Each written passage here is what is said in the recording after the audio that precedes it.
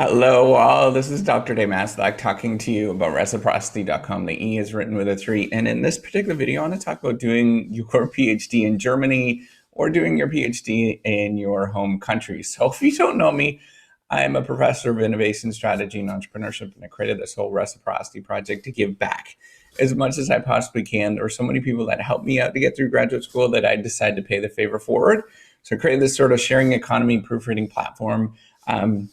But I'm also doing these YouTube videos because I know it's really tricky to get through graduate school. There's lots of kind of not so nice experiences, and I just want to sort of share my thoughts on how to deal with some of these things or get through some of these things. So this was a question that was asked from one of my followers. So JM asks, as a young man pursuing a business degree in business entrepreneurship, what if I get my PhD in Germany? I currently study there, and a PhD in business is almost free. School in general is free and at very low cost. Isn't that great? I'd love to hear your thoughts because it is, if this opportunity is there, why not pursue it? So if you don't know the name of the game with this channel, if I do answer a question or use one of your comments, then what you have to do is go out and do something nice in the next hour to somebody. It doesn't have to, I don't care who it is or what it's about. Just go out and do something nice. All you have to do is maybe it's email somebody and say how much you appreciate them. Maybe you go pick up some garbage outside. Whatever it is, just go and do something nice for somebody and then leave a comment below and let us know what you did and what actually happened when you did that.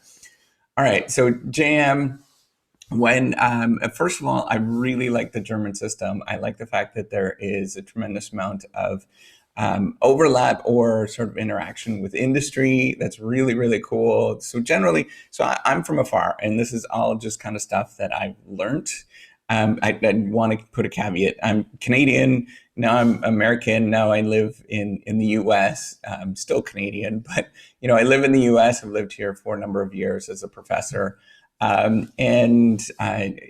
all the stuff I know is just kind of stuff I've absorbed over the years in terms of what people have told me and what I've seen in terms of people doing really how they do in these different systems.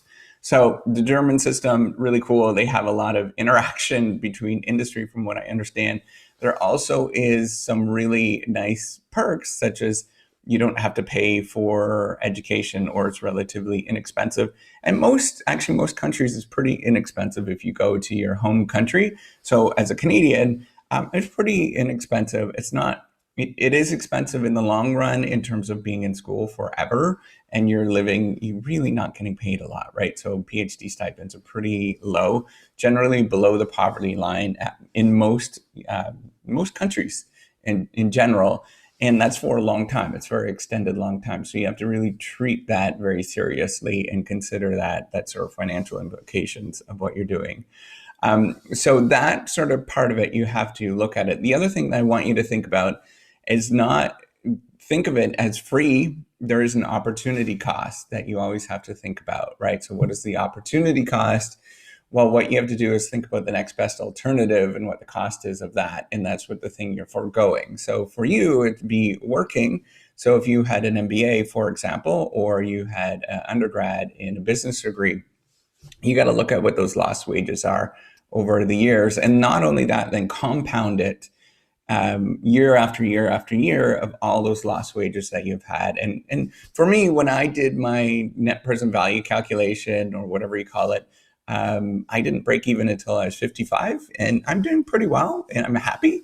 But compared to just staying with an undergrad degree in engineering and getting sort of normal wages there, my break even was 55. So you have to think about that in terms of the cost.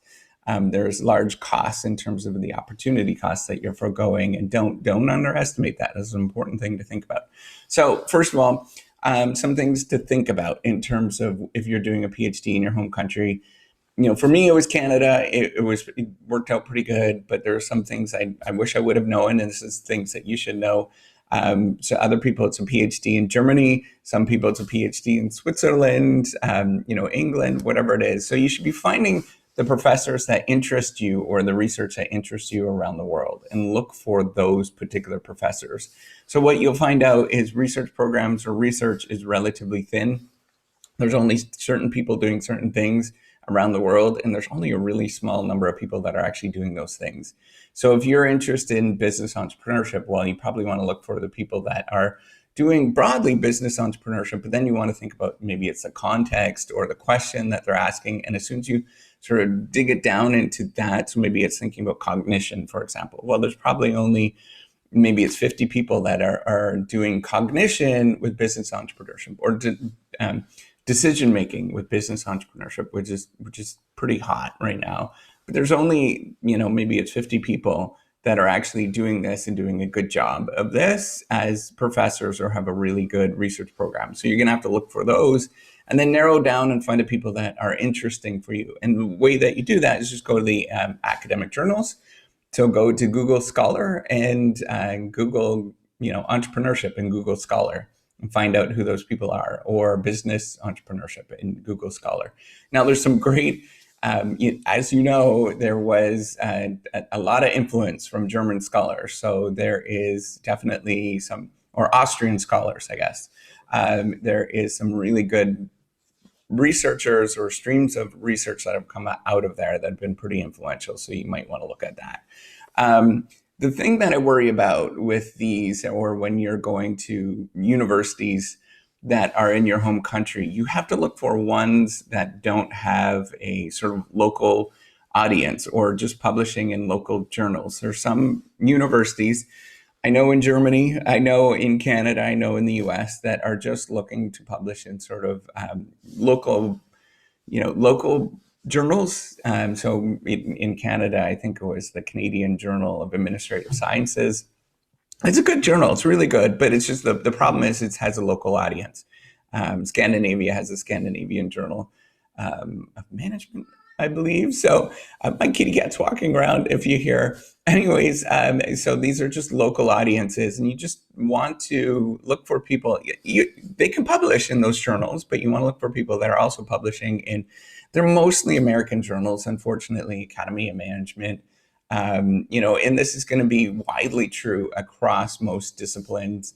For example, they're going to be kind of more American influence, and that's because just the American university system was pretty well developed, and it really took off after the Second World War, and it's been very, very influential since. So you want to look for that. The ones that, if the researchers or the PhDs are publishing in these non-local journals, and they're publishing a lot. So in France, I think they publish a lot I forget the name of the journal, but it's a French journal. It's pretty good, but it's just a really small audience that's reading it. And so it is, you're just not getting the same influence. And that was actually some of the problems that happened in the sort of Austrian and German scholars for a long time, is that they were publishing mostly in German.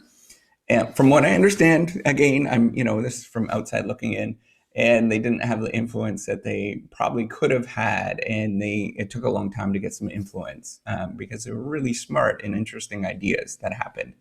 That came in terms of the Austrian economic sort of tradition in entrepreneurship. So the other thing that you should be looking at is often there's private schools in these countries that are really good. So in your country, Frankfurt, I know a bunch of people there. My supervisor is there actually. ESMT and Max Planck are all really doing wonderful things. And the reason why you want to look for them is because they are pulling people from around the world to go work at those particular places. And they're outstanding. They're great people that are working at those particular institutions. And the reason is they're paying a lot of money in general, or maybe they have good working conditions or whatever, that kind of stuff, and attracting people from around the world. And those people are going there. And as soon as you see that, if people are moving from other countries, particularly American, Western countries and stuff like that, that's a good sign. That means that there's something cool going on at those particular schools. The other thing that you want to look for, and as I pointed out, so this is probably the fourth thing, is look for where there is a lot of people that have, maybe it's international PhDs or particularly American PhDs. Again, it's just because the American system is pretty well developed. And, most institutions around the world are now moving towards the American system, or they're gradually moving towards it. So generally tends to be a pretty good indicator of what's happening and that they're at the leading edge. If there's lots of people that have American degrees or just international degrees that are working at that particular institution. And I'm sorry if that's offensive to some people, but that's kind of true. It's just an indicator that there is just a lot more people doing that kind of stuff. And the other thing that you want to look for is where you can find PhDs or professors where you can work with American co-authors, and maybe you can visit with American schools. So if you can get somebody that's working at Harvard, that is a good thing in terms of getting maybe it's a visiting position on your CV of somebody if you're working at Harvard, for example. And sometimes you could do that through this co-author relationships. And the last thing is you want to keep in mind that you should be applying very broadly. My doggies are coming in. You should keep in mind that you should keep an open mind and apply very broadly to all these different programs around the world, because you never know what you can find. And sometimes you can find programs that are going to pay your entire way, even though that they say that they're going to be, that they're going to be expensive. And sometimes if you go to some of these schools, or sometimes your countries will pay for scholarships or give you scholarships. I know the Canadian system actually paid for scholarships for some people to go to American schools, which is really kind of cool. And it just depends on who you are and what you're about. So hopefully this answers your question in terms of whether you should do a PhD in Germany. Just some things to think about. I would definitely consider it. But you should keep an open mind at the same time. And you should be looking for where are the best places to go that suit you, and not just because it's free. It's never free. There's a lot there's a lot of opportunity costs that you should be looking at. All right, so take care. Have a wonderful day. Oh, and give me a thumbs up if you can. All right, take care. Bye.